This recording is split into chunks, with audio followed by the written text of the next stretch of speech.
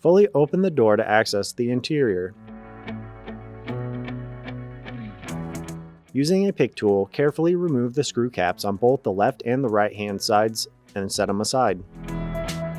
With a drill or screwdriver, remove the screws on both sides to detach the shelf retainers. Set the screws and retainers aside.